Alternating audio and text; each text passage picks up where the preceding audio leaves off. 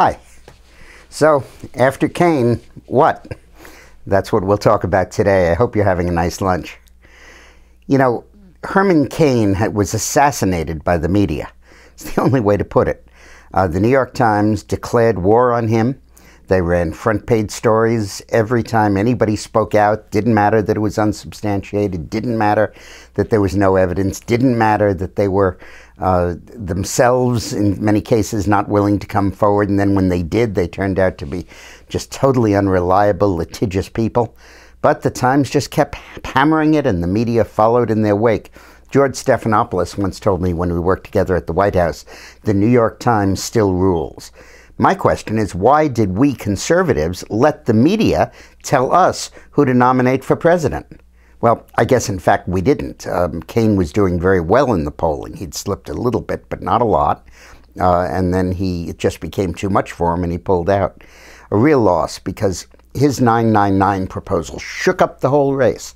And it made it, instead of just a discussion of little incremental moves to repeal what Obama's done, it set up a completely new paradigm, which I believe will be enacted into law. And I believe this will be ultimately the vindication of Mr. Cain. But now that he's out of the race, what? Well, the conventional wisdom, which is wrong as usual, is busy allocating the votes, carving them up between Romney and Gingrich. And it is true that Romney and Gingrich will get a good piece of the Cain vote.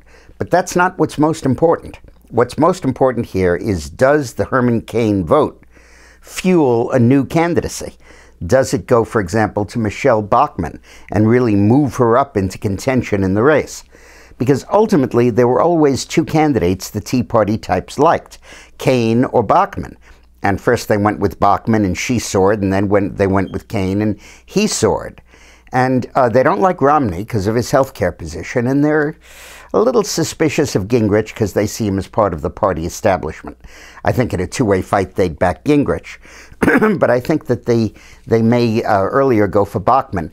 The French have a wonderful phrase that covers this.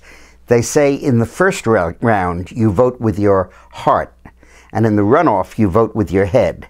So when it's a lot of candidates, you vote for the one who you really like the best.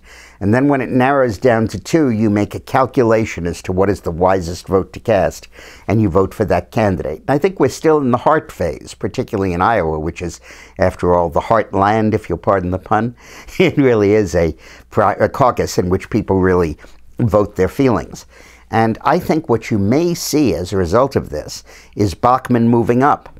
And then, and right now in the polling, you have Gingrich in first, and you have a tight race among Ron Paul, Michelle Bachmann, and Mitt Romney, and sometimes Perry, for second place. I think what you might see is Bachmann moving up significantly, and she might be a strong second-place finisher. Now remember, second place in Iowa is worth having. Walter Mondale won Iowa, but Gary Hart was a strong second and put him in the race, and it was competitive all the way down the road.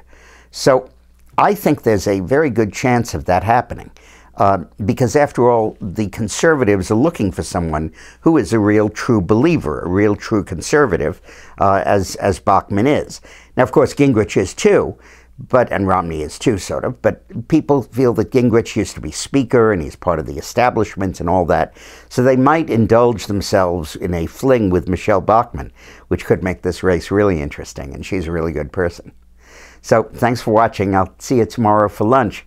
By the way, if you're looking for a Christmas present, and who isn't, my dog has a suggestion for you. We have our book that I guess you've heard about a lot from me, Dubs Goes to Washington and Discovers the Greatness of America. And Dubs loses his tennis ball in Washington, and he's very patriotic. He goes to the Library of Congress, and the Library of Congress has every book, so Dubs decided to go in and have a look. The ball wasn't in the section on pets or sports. This was getting Dubs somewhat out of sorts. So it's not available in bookstores, but it is on dickmorris.com. Thanks a lot. See you tomorrow.